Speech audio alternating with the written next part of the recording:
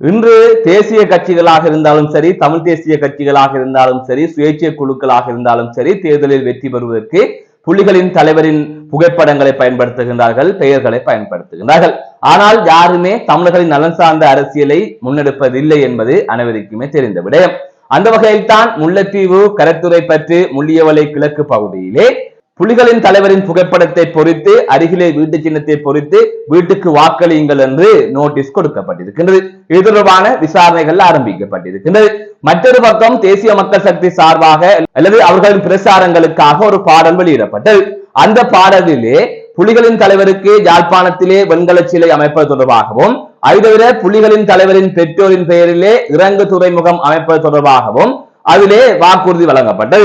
அதை தவிர பல விடயங்கள் அதிலே உள்ளடக்கப்பட்டிருக்கின்றது. இந்நிலையில் இந்த பாடல் தொடர்பில் உண்மையிலே நீங்கள் செய்வீர்களா என்று கடற்தொழில் அமைச்சரிடம் கேள்வி எழுப்பிய போது அவர் மழுப்பலுடன் அந்த கேள்வியிலிருந்து நழுவி செல்லுகின்றார்.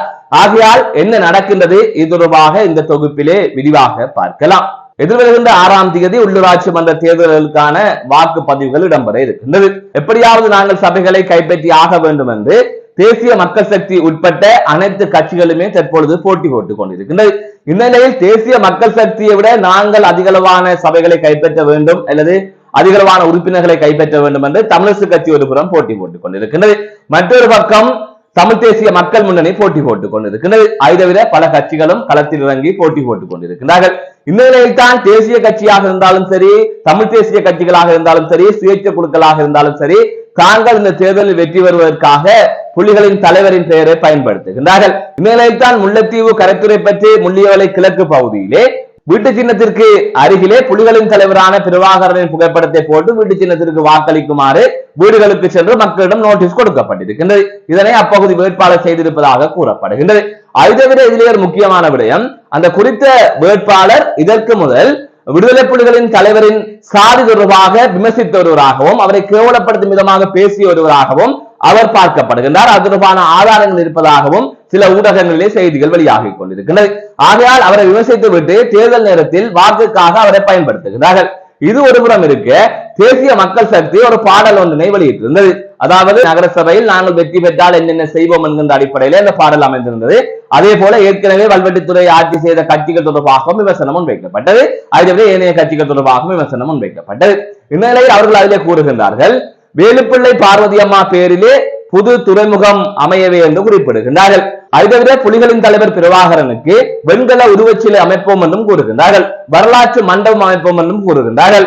மாவீரர் துயிலும் இல்லங்களை மீள் புனரமைப்போம் என்றும் கூறுகின்றார்கள். அதற்கான செலவுகளை நாங்களே பொறுப்பேற்போம், அதனை பராமரிக்கின்ற பணியையும் வல்வெட்டித்துறை நகரசபையை பொறுப்பேற்கும் என்று குறிப்பிடுகின்றார்கள். இது தொடர்பான பிரேரணை கொண்டு வரப்படும் என்றும் குறிப்பிடுகின்றார்கள். ஆனால் இது தொடர்பாக ஒரு பாடல் வெளியாக இருக்கின்றது. அது தொடர்பாக உத்தியோகபூர்வமாக தேசிய மக்கள் சக்தியின் அமைச்சர் சந்திரசேகரோ அல்லது ஏழியர்களோ எந்த கருத்துக்களையுமே தெரிவிக்கவில்லை. இவ்வாறான சூழ்நிலையில் தான் சிவாஜி லிங்கம் அவர்கள் இது தொடர்பாக ஒரு கருத்தை வெளியிட்டிருக்கிறார்.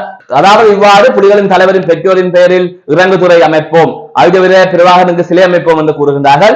இது தொடர்பாக கடற்றொழில் அமைச்சர் ஊடகங்கள் வாயிலாக பகிரங்கமாக கூறுவாரா என்று அவர் கேள்வி எழுப்பியிருந்தார். எனவே மக்களை ஏமாற்றுவதற்காக இவ்வாறு ஒரு பாடலை வெளியிட்டு தேசிய மக்கள் சக்தி வாக்குகளை அபகரிக்க பார்க்கின்றது, மக்களை ஏமாற்ற பார்க்கின்றது என்கின்ற அடிப்படையிலே அவரது குற்றச்சாட்டு முன்வைக்கப்பட்டிருந்தது. இந்த சூழ்நிலையில் இது தொடர்பாக அமைச்சர் சந்திரசேகரிடம் கேள்வி எழுப்பப்பட்டது. அப்போது அவர் கூறிய பதிலை நீங்கள் இதிலே பார்க்கலாம். இந்த நாட்டில் முன்னாள் போராளிகள், போராள தலைவர்கள் ஏதாவது கனவு கண்டிருப்பாங்க தானே தோழர்? கனவுகள் அது புலிகளாகவும் இருக்கலாம், புளொட்டாகவும் இருக்கலாம், இபிடிபியாகவும் இருக்கலாம், இபிஆர்லப்பாகவும் இருக்கலாம். எல்லாத்திற்கும் ஒரு கனவு இருந்துச்சு. என்ன கனவு?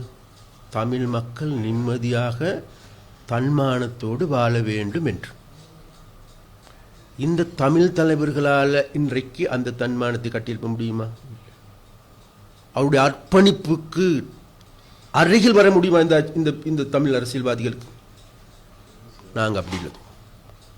நாங்கள் இன்றைக்கு அவர்கள் கனவு கண்டிருந்தாலும் கூட அந்த கனவை நனவாக்குகின்ற வேலையை நாங்கள் செய்கிறோம். ஆகவே அந்த இயக்கங்கள் மீது பற்றுள்ளவர்கள் இருப்பார்களாக இருந்தால், உண்மையான பற்றுனா இல்லை போலி பட்டு தான் இன்னைக்கு வச்சிருக்காங்க, அதில் உண்மையான பற்றுள்ளவர்கள் அவர்கள் அன்றைக்கு அகார தழுவிக்கொள்ள வேண்டிய கட்சி தேசிய மக்கள் சக்தி. நகைகள் வந்தது நல்லமா இல்லையா? மீள கொடுக்கல கொள்ளையடிக்க இப்போ நமக்கு தெரியாத தோழ இன்றைக்கு அங்கன எத்தனை கிலோ தங்கம் இருக்குது, அவைகள் தங்கமா இல்லையா என்பதை பரிசீலிப்பதற்கும் கூட நம்ம இன்றைக்கு அதற்கான ரசாயன பிரிவு எல்லாத்துக்கும் பொறுப்பு கொடுத்துருக்கோம், போலீஸாரிடம் இருக்கும். அப்போ எதிர்வரும் காலங்களில் அதுகள் உண்மைத்தன்மை வெளிவந்த பிறகு அதில் என்ன லிஸ்ட் இருக்குது, அதுக்கான பெயர்கள் இருக்குது, அதுகளை நாங்கள் மீள அந்த மக்களுக்கு பெற்றுக் கொடுக்க வேண்டும் என்று நாங்கள் பார்ப்போம். அப்போ அதே போல் நமக்கு எல்லாருக்கும் தெரியும். இப்போ இது அது மாத்திரமாக தங்கமாக இருந்திருக்கும்னு நினைக்கிறீங்க? பல விஷயங்கள் இருக்குது. இனி எதிர்வரும் காலங்கள் ஒரு சில விஷயங்கள் எதிர்காலத்தில் மேலும் மேலும் பல விஷயங்கள் வெளிப்படுகின்றது. ஆகவே இவ்வாறுதான் சென்று கொண்டிருக்கின்றது. மக்களை எப்படியாவது ஏமாற்றி வாக்குகளை பெற்றுவிட வேண்டும், அதற்காக எதை வேண்டும் என்றாலும் நாங்கள் சொல்லலாம் என்று ஒவ்வொருவரும் தற்பொழுது தெரிந்து கொண்டிருக்கின்றார்கள். அந்த வகையில் தான் தேசிய மக்கள் சக்தி பொய்யான வாக்குறுதிகளையும் அவர்கள் சார்பாக தேசிய மக்கள் சக்திக்கு வாக்களியுங்கள் என்று பாடல் வெளியிடப்பட்டிருக்கிறது. அது ஆதரவாளர்களால் வெளியிடப்பட்ட பாடல் என்கின்ற அடிப்படையிலே அமைச்சர் சந்திரசேகர் கருத்து தெரிவிக்கிறார். உங்களுக்கு தெரியும், இவ்வளவு காலம் இந்த தேர்தலை பார்க்கின்றீர்கள், நீங்கள் பணம் கொடுக்காமல் ஒரு போஸ்டர் ஒட்டுவது கூட யாருமே வரமாட்டார்கள், அது தமிழ் கட்சிகளுக்கே வரமாட்டார்கள். அப்படி இருக்கின்றவர் இவர்களுக்கு ஆதரவாளர்கள் பாடல் எழுதி இசையமைத்து பாடல் பாடி இதெல்லாம் ஒழுங்கமைத்து ஒரு பாடலை வெளியிடுகின்றார்களா? இவர்களின் பங்களிப்பு இல்லாமல் நடக்கின்றது அல்லது இவர்களின் நிதி அனுசரணை இல்லாமல் நடக்கின்றது. ஆகவே இவர்களை இவ்வாறான பாடல்களை வெளியிட்டு விட்டு அதுக்கு பிறகாக நாங்கள் புலிகள் மீது கரிசனை உடையவர்கள், நாங்கள் புலிகள் அமைப்பின் தலைவரை ஏற்றுக்கொள்கின்றோம் என்கின்ற அடிப்படையிலே ஒரு பொய்யான ஒரு கருத்தியலை கொண்டே மக்களிடம் செலுத்துகின்றார்கள், அதாவது வாக்குக்காக செலுத்துகின்றார்கள். ஆனால் அதுக்கு பிறகு செய்வார்கள் கேட்டால் இல்லை, அதனை அவர்களே மலுப்பி விட்டு தான் செல்லுகின்றார்கள்.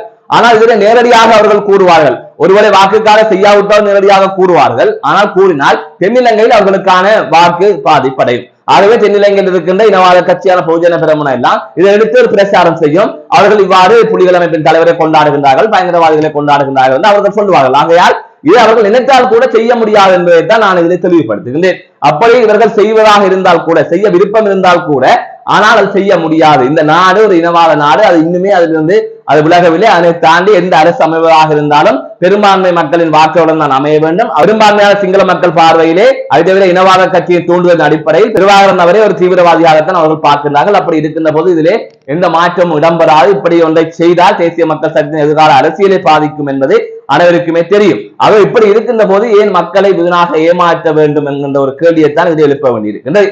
அதுவே தமிழ் கட்சிகளும் எத்தனையோ பொய் வாக்குறுதிகளை கொடுத்துக் கொண்டு திரிகின்றார்கள். ஆகையால் இந்த பொய் வாக்குறுதிகள் எல்லாம் விடுத்து பிரதேச சபை, நகர சபை, மாநகர சபைக்கு என்னென்ன அதிகாரங்கள் இருக்கின்றது, அதாவது சிறிய சிறிய வேலை திட்டங்களை தான் முன்னெடுக்க முடியும். அதை கூறி அதற்கு வாக்கு கெழுங்கள், அதுக்காக பொய்யான வாக்குறுதிகளை கூறி இந்த நாட்டை மாற்றுவேன், தீர்வு கொண்டு என்கின்ற வகையில் எல்லாம் ஏன் இவ்வாறு செயற்பட்டு வாக்குகளை பெறுகின்றீர்கள்? அதுவரை பலர் பணம் கொடுத்து வாக்குகளை அபகரிக்கின்றார்கள். இதை ஒரு கௌரவ பிரச்சனையாக பார்க்கின்றார்கள். முக்கியமாக தேசிய மக்கள் சக்திக்கும் தமிழரசு கட்சிக்கும் இது ஒரு கௌரவ பிரச்சனையாக மாறி இருக்கிறது. தமிழரசு கட்சியை மக்கள் கிட்டத்தட்ட நிராகரிக்கும் நிலைக்கு வந்து விட்டார்கள். தேசிய மக்கள் சக்திக்கு பெரும் ஆதரவை கடந்த தேர்தலிலே மக்கள் கொடுத்திருந்தார்கள். அதை தக்க வைத்துக் கொள்ள வேண்டிய பொறுப்பு, கடமை தேசிய மக்கள் சக்திக்கு இருக்கின்றது. அப்படி இருக்கின்ற போதுதான் பாரான விளம்பரங்கள் எல்லாம் செய்யப்பட்டுக் கொண்டிருக்கின்றது.